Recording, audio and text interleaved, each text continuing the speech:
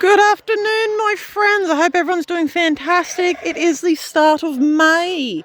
My name is Faye. I'm just some bush bumpkin in rural New South Wales, northern New South Wales in Australia. And this is, well, these are currently my geese in their pen at the moment. I've locked them in to do some weed control because this was getting a little bit wild and they're really good at stomping all that stuff down and eating some of it. They do have 1, 2 and 3 ponds, but we have had rain, so pretty good for us at the moment. They're not really drinking from the ponds. I'm going to give them a clean out tomorrow morning. They're just dancing in the rain basically. They've got a feeder here that's normally full, but they get fed twice a day at the moment to try and encourage them to eat more greenery. My ducks still have the ducks. If you haven't seen my videos before, they're due for the freezer, minus my Muscovies. We're keeping the Muscovies as pets. I know that's a big no-no when you're doing like homesteading, self-sustainability. You're not supposed to have pets. But Muscovies are basically like feathered dogs. Really like them. I'm going to keep my best boys as pets. I had them for years before as breeding birds. When I dealt in a lot more birds, a lot more ducks specifically. However, I'm out of ducks. I just grow up basically freezer fillers. I no longer breed or produce my own ducks. A lot of work, a lot of effort, and I just don't have the time. I've really downsized on my workload since I went back to full-time work. Astrid, here. You can see a couple of my chain gang dogs in the background. They don't live the life of torture. We are a farm. Dogs are kept on chains. Dogs are kept in kennels. You know, they are working dogs, but they also are very loved and cherished. I will do a video on them another time. Currently, Astrid is November born. I think she's 17th of November 2025. So she's only a pup. She's learning. The ducks are great training aids, but we're not learning today. She's actually getting a little bit grizzly because she hasn't had dinner yet. She is tired. It has been a big day. I've also got Sonic the Whippet, who just turned a year old. Hey, Noodle Dog. Sonic. Look at the camera. Hello. Great little farm dog if you want a little farm dog. Are they, a work dog? No. Great for pest control. Rabbits, rats, the very unfortunate feral cattle fox that comes by. They're pretty phenomenal. But yeah, so we've also, I'm not sure if I've done an intro, but we've also now got Bruce. Bruce the turkey. He's actually pretty cool for as turkeys go. He's pretty quiet, but he is only, I think, a year, maybe 12 months old, so he's super cool. He has been raised by geese previously, so currently he thinks he's a goose and this is his flock. So that works out. He doesn't like other turkeys. That's why I have him.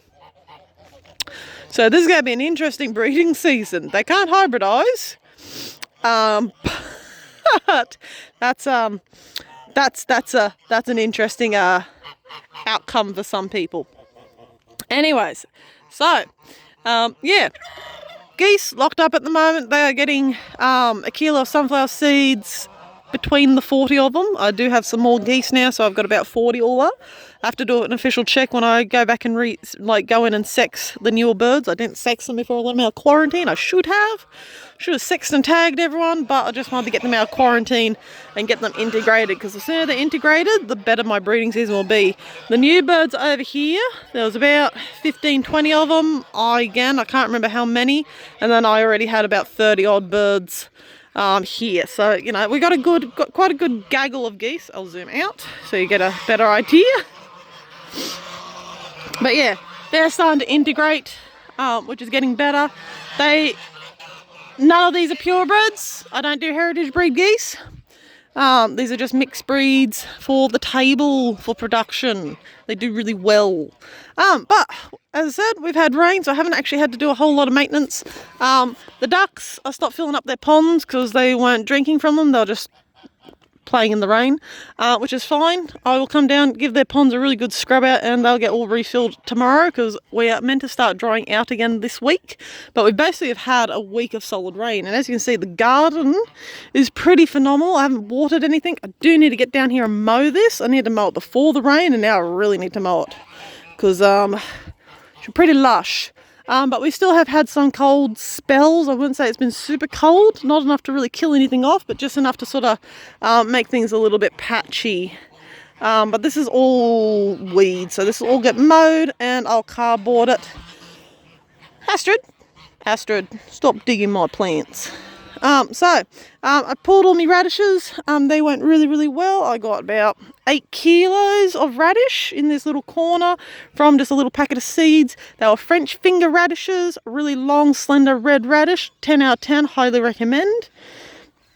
My mixed bed is starting to actually germinate. I didn't think some of these seeds would go germinate, but now we're starting to have germination. So if you don't remember, I planted Chinese cabbage, purple sprout and broccoli, more choys, pak choys, bok choys, whatever you want to call it. Also did elephant leeks, kohlrabi, and a few other brassicas. I did mixed brassicas and some elephant leeks. So far, I didn't think the leeks were going to come up, but then I noticed I had grass. And I decided to squeeze some of the grass and it smells like onions. So I have leeks. I'm actually pretty stoked because I have not had any luck growing like leeks or not leeks, like spring onions and stuff before. So for me to have a run with leeks would be fantastic because we do like leeks. Leeks are delicious. If you don't remember, this was a freshly refilled bed using my chicken coops and my bird waste, and I simply filled it and then I top dressed it with just fresh dirt, garden soil from Bunnings, which is a hardware store here in Australia. I'm sure some people criticise that, but use what's best for you. The local little mom and pop shops do not have cheap dirt fill that I can just use that fits within my budget. As you can see with the rain and stuff, this has started to settle. We're starting to have some low points come in. This has also got like butchering scraps like pig guts, dead birds again. If you haven't seen any of my previous stuff, I do recommend going back and just having a quick squizzy about how I fill some of my beds. Some people will call it very questionable, but it's cheap, if not free, most of the time. So yeah, but as you can see, this is growing very, very well. I'm pretty chuffed with it. He's waiting for his dinner. Everyone, if you don't know, I have a lot of dogs too. He's the last to be fed because he doesn't eat very well when I'm not around. And the blue cattle dog pup, Astrid, she won't eat if I leave her. I have to be within eyesight or she just won't eat. That's a problem. We're going to have to work on that because she does need to be a big, tough cattle dog when she's older. But at the moment, she's like 5-6 months old, so we'll work on it. Currently, she's not sure about Bruce. We're spying on Bruce. You can just see his head there, and she's just spying on him. Bruce is also not afraid of dogs. He has pecked on the nose a couple of times, and that has been delightful because she's not sure if she wants to go back and bite him because that's what cattle dogs do. They bite to drive animals off. But at the same time, she also knows she's not supposed to bite the birds, which is pretty good for a pup. But anyways, but have you died of starvation? He's sick of my shit already. Anyways, the carrots. Some of you are going to absolutely die at the state of my carrots because they are very crowded. However, we have had really good rain and this is a really nutrient-rich bed, so they should actually all grow pretty well.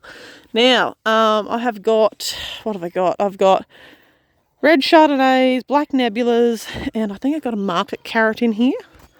I can't remember at the moment. I did have the list somewhere, I think, and I've said it plenty of times. Oh no, Harlequin carrots. I did Harlequin carrots, mixed Harlequins. So Harlequin carrots, Chardonnays, and I did black Nebulas. Astrid, she's going to corral the ducks up. Astrid, come on. Come on. Even the call ducks. Oh, she's naughty.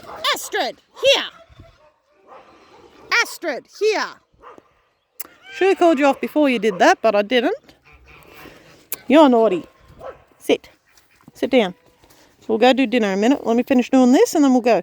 Anyways, but as you can see, we've got a good mixed variety of sizes. Some of them are itty bitty still. Some are already coming up quite large. I believe in heavy feeding of your produce.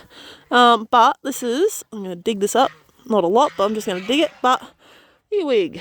That That's already as thick as my fingers. That's a black nebula. They're a purple carrot. Highly recommend. Haven't eaten one yet, but they've just been really fun to grow so far. I got heaps of them in here. I just dumped a whole packet. Astrid here. So Marigold's still going really strong. Highly recommend as a co-parent. This was not meant to be the size it is. This is a giant variety. I picked up the wrong packet. If you haven't seen a marigold seed head, that's what they look like. Very easy to collect once these dry out a bit. They're a bit wet at the moment because obviously it's been raining. I'm just going to snip them and I'm going to save them for later. Strongly recommend. But they've been fantastic. This is Vietnamese mint that come up. I don't remember planting it, but it smells absolutely phenomenal. I've just been letting it go. There is not a lot of it. We have had a couple of warm days, so my last planting of bok choy, whatever you want to call it, the choy, they have started to flower or bolt, and I am letting them go. Astrid, come here. I am letting them go, but before they actually develop seed heads, I will cut them off and pull them out for goose food, because they haven't actually been around long enough to justify keeping them. Like, I like slow to bolt. They have bolted pretty quickly just because we had a few warm days because of the overcast days. Also, this is white mustard. It looks pretty sad, but it is being eaten alive by caterpillars. I was very against trap crops because I didn't have the room and couldn't justify expending the space for it. Astrid, come here. Couldn't justify the space for them, but I found white mustard was a nice compromise because it will complement most other plants. It is also very good for like fighting nematodes and root knot protozoa or something or other. And yeah, it goes really well. It doesn't outcompete other crops, so you can grow it in amongst all your other stuff and it will keep the caterpillars contained to it. Actually, you see them just up the top? You see little buggers? Now, I should have brought my secateurs down because normally I just cut the tops off these and I throw them to the ducks. The ducks love it as well. They eat the caterpillars and the eggs, the plant itself, everything. But I didn't bring secateurs down because this was a bit of a spur of the moment video because I was just like, oh, I'll come down and pick a couple of things for dinner, and then I'm like, oh, I'll do a quick update for people. So yeah, white mustard, 10 out of 10, highly recommend as a trap crop because it complements so much other stuff. It really cohabits really, really well. Zinnias, the zinnia plant is still going very, very strong, still very delightful with its beautiful red flowers, and they smell actually not too bad. You can see we've still got a bit of rainwater just sitting on the kale. The kale is doing really well. This is a Russian purple kale. Fantastic little plant. Great in soups. I just eat it as lettuce and stuff too. I just shred it up. I've got some fresh endive that has come up. A bit slow, but it has actually come up. Good boy, Sonic. The sheep are waiting for their dinner.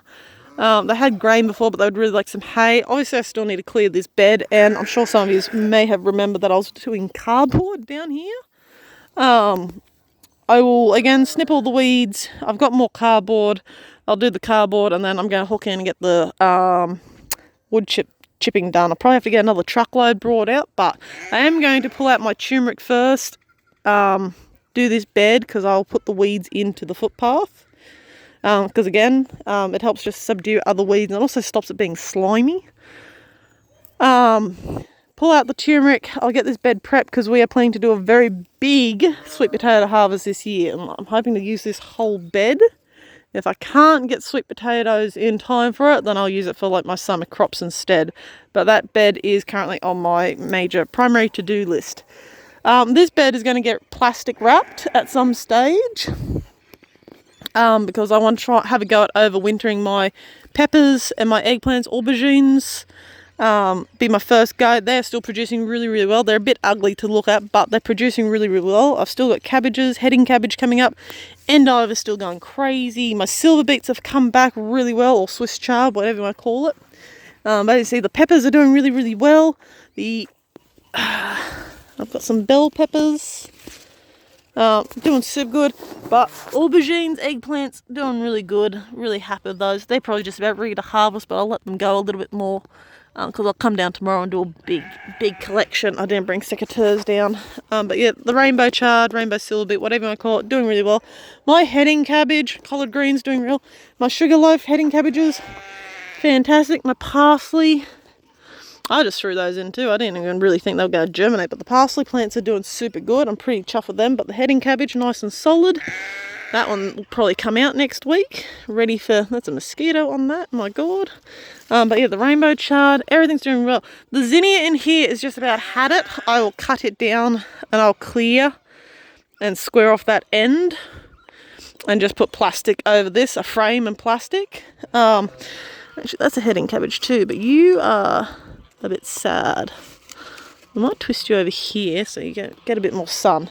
But the idea is the zinnia comes across here, so I'll just cut this, do a frame.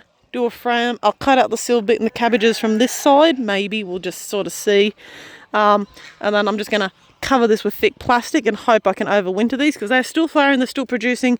I'm really chuffed with them. They're a bit sad looking because they did get sunburnt. They did get a little bit of cold damage as well because we'd have some really intensely hot days and some freezing cold days. Like we're talking, going down to 10 degrees Celsius, which I think is in the 20 Fahrenheit, to 35 degrees Celsius, which is like 95 Fahrenheit. Like that's a swing, man. That is a big swing. It is horrible. I was going to say horrific, but it's not horrific. It is horrible, just none pleasant, and obviously it stressed the plants out a fair bit. I don't know what I'm going to do with this one. I'm thinking again, I'm just going to try and find a way to wrap it in plastic because it is also, obviously I got rid of the other one that died, because it is also still producing really well. Considering it was a transplant, it's done super well. It's still flowering, still producing, really chuffed with that. Again, I don't eat a lot of it. I'm going to start eating a lot more of it because this is my best year for them. I'm so happy with them. I've put it in soups and stuffings. I've done grilled and seasoned. Doesn't have much flavour, but I have enjoyed it. Very similar to zucchini. I actually cropped this back. Not that you can tell. And the ducks are eating the berries off of it as fast as they're going ripe. I took a handful off and shoved them in my mouth before, but I cropped a lot of this back. I've got a heap of new growth coming up as well, so this thing is just going to keep falling over. I'm going to crop the whole bottom half off and just throw it to my sheep and goats. I'll probably do that tomorrow. My plants potted plants are doing well. The rye berries obviously died, which is unfortunate. I do have to do feedback on that planting, but pineapples are doing super duper well. There's a moth in there. Pineapples doing so well. The native fruiting gardenias doing well. My bottle brushes doing well. Really chuffed with all those. Now, as you can see, I've dug up a heap of dirt here because I have buried. So with the rain, the main downside I have with the rain is I do get foul pox in my young chickens, and basically I can treat them. I do try and support them through it, and they either make it or they don't. If they get really poorly, that they're not going to come back from it, I do tend to just cull them, and I don't use them for anything. They just go as garden fill, and also weeds. I've piled on weeds. So that's got some horse bones in it. It's got some dead birds in it. Again, this will get, piled in, fill it up, and I will do another trench here, repeat the process. I've got one more layer of stuff I want to put in there before I fill it in, and I'll just work my way along. I'll probably only end up doing that trench and that trench because I've got asparagus growing there, though it's getting ready to be cropped back. But I'm hoping to get this all done first, and then, yeah, that'll be it done for that bed. I'll just fill it all up with the waste from the chickens this year. And then that'll be it top dressed. Some of these beds will probably be put to fallow. If I can get these to overwinter, I'll leave them and I'll fallow the rest of their bed. That middle bed will be fallowed, so put to rest. This middle bed, because none of that is perennial, all this should be annual. The kale might try and stick around, we'll play it by ear, but I'll probably end up pulling all of this out, and I will fill this bed, fallow it. It'll become my next project after the asparagus bed. My perennials will predominantly be into this top bed. I've got some perennials I'm going to put in. Oh, forgot to show you this. This is a horrible weed. It has got spikes everywhere, even on the underside, and it's fruit. Its fruit's got spikes. I don't know where it is or what it's called, where it's come from, sorry. I know where it is, obviously. It pops up every now and again. Horrible, horrible plant. Even goes through some of my good leather gloves. I'm to the stage where I just get a fork in the root base and I just pull it out. But yeah, this bed will be filled. It'll become perennials. I still got to work out what I'm doing with this thing, because as you can see, it's just a whole thing. And these guys will get upgraded to larger pots. Look at that. That's a native moth right there. Don't ask me what it is, I haven't got the foggiest. There's another one here somewhere too that was in the pineapple, which I pointed out before. It might even be the same one, but that's pretty groovy. The Sonic. But yeah, so that needs to be screwed back in actually. That's the only downside. So yeah, that's super good, super cool. Everything's doing really, really well at the moment. My sheep still haven't given birth. They're still hanging on. They're due anytime from, officially they're due as of this month, from the second week of May. I kind of hope one of them might go a bit early, but alas, no. So they're on my next to-do list tonight. I just thought I'd do a spontaneous video. Everyone's now howling because pretty sure hubby's just come back home. But yeah, so that was a bit exciting. Not really. Bit of a ramble. Apologise. Any questions, comments, concerns, what have you, just post down below. I'll get back to you ASAP. Have a good one, guys. Ciao.